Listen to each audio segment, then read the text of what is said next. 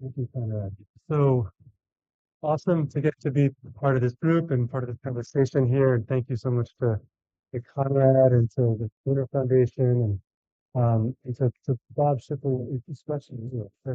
In many ways, we were sort of reflecting, sort of got us started and didn't necessarily know it at the time on this journey of how placemaking can be a organizing word, a fraught word, a useful word for having these types of convenings. And I think, and right now is a really powerful moment for figuring out where do we go with this next, um, both based on forces globally, but also where we're at and sort of how we want to build on this conversation. And the critiques, the challenges, the support of this group are really powerful and I think guiding where this can go and where we can collectively take this conversation, from here. So uh, we've been working to build a placemaking movement really since I started at PPS, really very shortly after this book was published in '95. Is that right? And uh, and when we started using the word placemaking just a couple of years later to describe the processes and tools that we developed at Project for Public Places over the previous 20 years or so. But uh, and place was a word we were using there, but I think place again is a word that we can use to take this transition to a broader audience and such. Placemaking has been sufficiently wonky to sort of connect people like us. It's we need to figure out what that is and how do we do it, and the process, which I'm going to talk about, which is really the key, is often missing. Um, but we've also been missing sort of a crisis and a place crisis, and so I think we're almost there.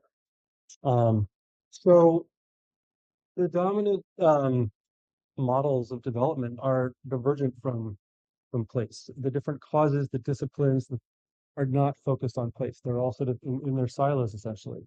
But we're also seeing the leadership, the sort of progressive wings of many disciplines, of many causes, whether it's locally, in front of a building or downtown or globally, the leaders of these causes, whether it's equity or technology or transportation or health, we're seeing how they're using a focus on place to look at more systemic change, look for place governance in many cases to enable facilitation and collaboration, to leverage resources more efficiently, um, and to think bigger about what they can do, to move beyond the successes that they've had. A lot of them have the solutions that are needed, but they're not being adopted fast enough. A lot of them understand the problem pretty well, whether it's climate but we're not integrating that understanding into a holistic lens that I think place doesn't solve everything, but it's an organizing principle for drawing out the best in these issues and building our capacity to take them on a bigger scale.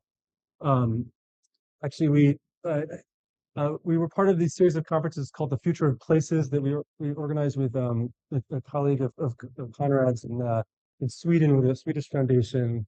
Actually, when I first went to Japan, um, as well. And they said if you Google the future of cities, most of the images at the time and still come up looking like this. That's sort of what Tim talked about is this sort of monoculture of place, I think, and this is the place extractive or this is places to move through, not to, and you understand. But we're building that too everywhere, and with the new types of housing, they're suburbanized housing. Essentially, we've suburbanized the future of cities. We're copying the worst of the rest of the world is copying the worst of America. How they're interpreting what we're developing in the U.S. And I don't know. I always those sort of suburbanized buildings in New York during the Bloomington administration. A lot of people call them middle finger buildings because that's how they related to the buildings around there. And this is what's being copied. And the wealthiest, most educated places, especially in Latin America, all the cities look like this, and it's usually Harvard GSD architects that are perpetuating these ideas. So will just to pick on the architects for a second. But we want to turn that upside down, and we're seeing that being turned upside down. And stories like Detroit that people here are very familiar with. We were lucky to learn a lot from Detroit and Michigan. That's the state we worked the most in, and the city we worked the most in over many decades. And really, there was a moment right where it declared bankruptcy. We actually put this beach there, but and this we had worked in '99 on the plan for Campus Martius that helped attract CompuWare downtown, and we're Kresge. We worked with different sectors at different times. Um, to do this, but the beach was sort of really, we think cities fail and succeed at this human scale. And the way the scale of a home or a house, the scale of human connection or eye contact, and that's the city scale at which no one's really focused, and it's the informal use and the way people can actually change a space, whether it's the grains of sand or the seating, how they can feel like co-creators of the space themselves just by being there. That sort of reinvents how we participate in cities, and I think it's the larger narrative of Detroit and the buzz around people feeling like if they've lived there forever, if they're moving there, if they're visiting, they feel like they're shaping it in some way, and that's very different than the sort of livability idea. um, so we, cities weren't livable because of the automobile in many ways, or because of whatever. Many different disciplines have defined their city narrowly around their solution set. Um, and the downtowns have been defined by fear of crossing the street or going downtown, the fear of whatever. Um, this we did work on. Gail worked a lot on this in the same street. My father took this picture in the 80s in Sydney, and recently, they did pedestrianize it, but this is still the livable city. And we think, we've gotten a lot of Australian cities to start to focus on the next agenda as being a lovable city. The theory is that place attachment and lovability actually helps achieve livability more inclusively, more quickly, more affordably, more compatible with, you know, um, more informal, indigenous, non-white cultures in some cases. Um, we'll get more into that, but we don't realize the extent to which public spaces are shaping us, and to which we are shaping them or not. But we need to accelerate that virtuous cycle of shaping places and consciously allowing them to shape us as well. It's a little bit the history of sort of our strand of the placemaking movement and where it's gone. My father actually organized the first Earth Day in New York in 1970, but then sort of left the environmental movement because it wasn't about people in cities at the time. He worked with William White and Jane Jacobs in the early 70s. He founded Transportation Alternatives as one of the founders and worked for Mayor Lindsay, and then founded Project for Public Spaces in 1975, really to put into practice the work of Jacobs and White. Um, so he had worked on the Street Life project with White, um, but we didn't start using the word placemaking to sort of describe those processes and tools that we developed. You started with a lot of user analysis of getting lots of data of how people behave based on observation, but increasingly we realized that we got to get everyone to be an observer of space and to use those tools themselves, but even more efficiently, just asking them questions and getting them to be co-creators, to have agency in those spaces. Um, so we started seeing those tools and ideas in placemaking start to go global in the early 2000s, working actually a lot in the late 90s, even in Central Europe, where we helped set up NGOs doing placemaking work. But we first started really trying to organize placemaking as a movement and highlight the leadership and decentralize it essentially in 2012 and 2013, working actually with UN Habitat. Um, it, over 4 years leading up to the new urban agenda and developing a sustainable development goal 11.7 for public space. Um, but we launched that movement building effort in Detroit in 2013 um, with a placemaking leadership council, and a few months later had a conference in Stockholm with over 100 different countries represented, sort of helping to define what place and placemaking could be at that time. Um, but that's really exactly it's 10 years ago, so it's a moment to sort of think of every 5 years. I'd say there's been sort of a reinvention of what we should be doing to support this conversation. So 5 years ago, we had major disruption at PPS that turned out to be very helpful. um, it's still going really well, but we were free to sort of support the movement more broadly, and we started Placemaking X to sort of connect and support the leadership that's evolving and defining what place and placemaking can be globally. And so we launched it exactly 5 years ago. And the sort of movement was sort of based on this idea that everyone has the right to live in a great place, but more importantly, everyone has the right to contribute to making the place where they already live great. We're not going to solve our challenges unless we build people's capacity to create change too, not just deliver places to them. It's not working at that scale. And see, these are just some of the conferences we've helped organize around the world on placemaking and been part of. I was just in Bogota we've had 7 placemaking Latino America conferences. We've had one in Rotterdam with 800 people from 80 countries, mostly for Europe, centered mostly around Europe. There's one in India, another one coming up in February. Every year there's one.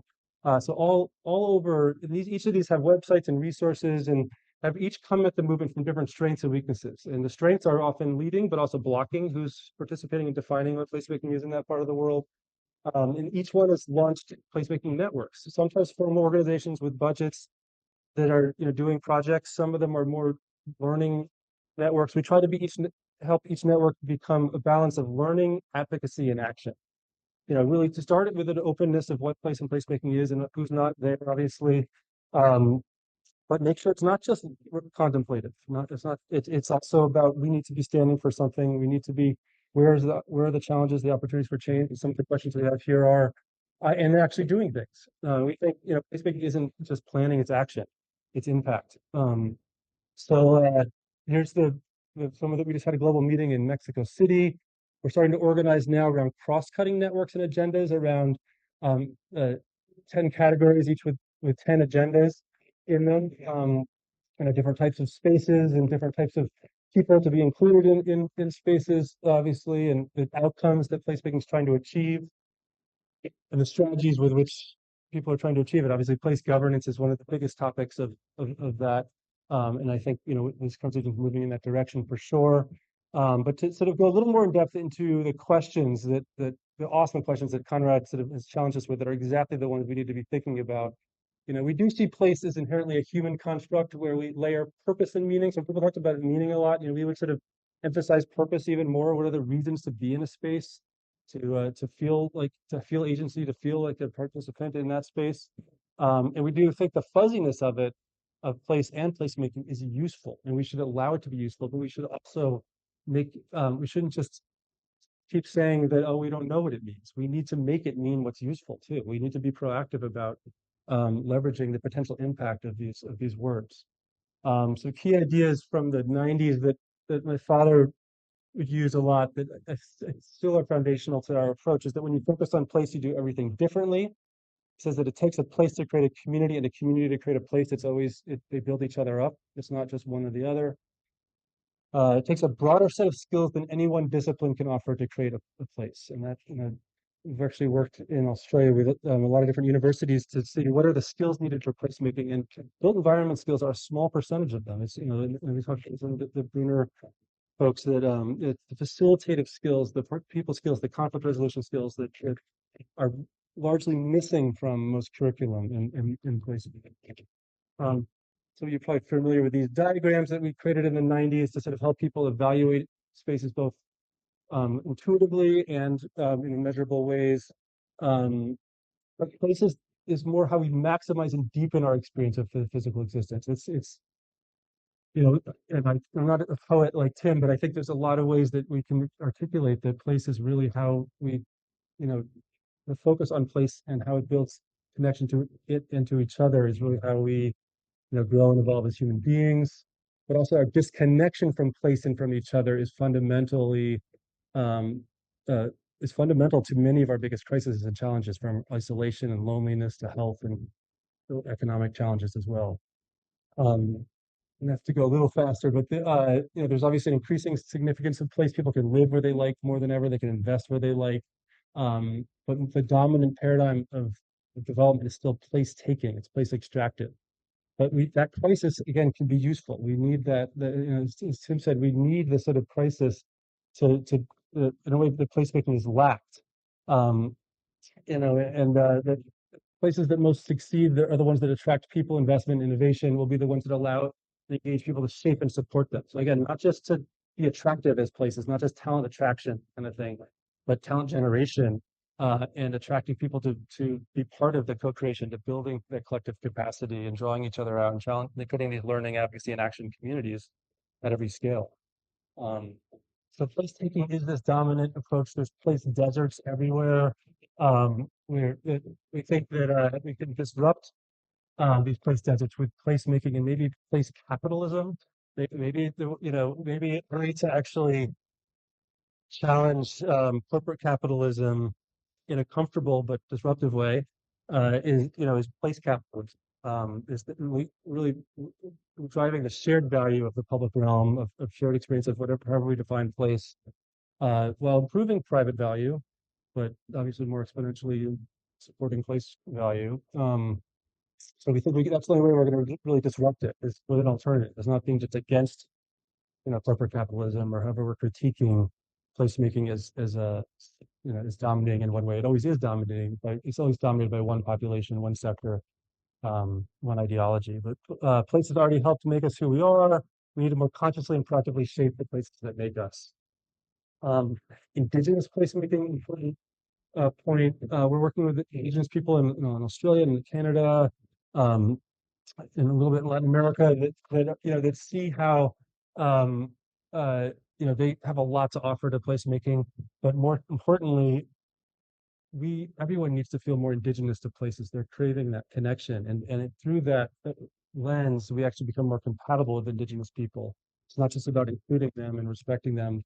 And to start with the types, it was wonderful to hear. I rarely hear it in the country, the sort of honoring of those populations and their memory and history here. But how do we doing a conference in Providence next year on indigenous placemaking actually? Um, but basically, place and placemaking is about our legacy. Our legacy is it makes us who we are, but it's also how we pass on our places to become, can become our greatest legacy to belonging, contribute further, allowing people to further contribute to being part of places and owning places. Um, and so I talk about this idea of sort of lovability, um, that the most loved places are the ones that attract and accept the most love. So we think both place and love are terms are ideas that are limitless in a way. One of the challenges is the world we see it as a zero sum game, and a lot of the sort of livability, consumptive urbanism idea is it's zero sum, but place and how people give love to and receive love from their place is a virtuous cycle that can, I think, create an unending value. Um, so placemaking is how people and places build each other up at the sort of the broadest definition, perhaps, is where it's evolving to. Obviously, it started with very practical processes and tools that we've trained people in, all over the world. Um, but an improved place builds the capacity for inclusive participation and collaboration. Facebook can start with the inclusive place or the inclusive process, but ultimately needs to be building both together. And lastly, place can become the cause that brings together and more systematically addresses our other siloed causes. Place can be a unifying cause that disrupts, connects, and converges disparate causes like health, equity, isolation, loneliness, environmental degradation, division over tourism, productivity, innovation. And we had a good question about tech here. It's a virtual space that's brought us away from physical space, but it can be disrupted and harnessed to support place. We proactively do so. We did studies actually for Bryant Park. They took our data from the 80s or the 1980 when my father led the master plan for it, and showed that people nowadays are actually they are on their phone all the time in the Bryant Park, but they're almost always using it to try to connect with other. They're actually trying, and they'll try to find a friend to meet with to set up there, and actually there's an academic study about it. It was fun. So this all leads to place governance, um, you know, which is what our board chair is from Australia, and where we've done the most work on this because in a way they've lacked the crisis there and what um, of place attachment, and it is actually perfect. Our board chair actually came from sort of the national sort of homelessness agency in Australia, looked at placelessness as an underlying crisis, and in his work as the CEO of several cities in Australia, found that the biggest issue is they don't have a crisis to address, and that he wants to get government to basically work exactly how Roseanne was explaining about how they work in a crisis moment. And but how you get there, it's a longer conversation we won't get into. Um, but we need to move from sort of the siloed government agencies with their own KPIs very narrowly around safety and security or transit or public works or so forth towards um, seeing how place and place management can sort of create collaboration and connection between these efforts. Um, but we think the goal has to be about building the capacity of governance, moving around these teams essentially at the district or destination scale that that are similarly or just designed for in the way they are around crises But he says how you get here is you first get government gets bigger as it becomes more collaborative, but eventually it devolves some power to this district and destination scale. And I think that there's lots to learn too around, nationalism isn't working. How do we, how is this an opportunity at this moment to to to learn how do we reinvent government from the place and destination scale up? Most disciplines are defined around a very, government is very project driven. Even placemaking can be, there's efficiencies to each of these phases of development. Um, Better quality is discipline led, get the best expert.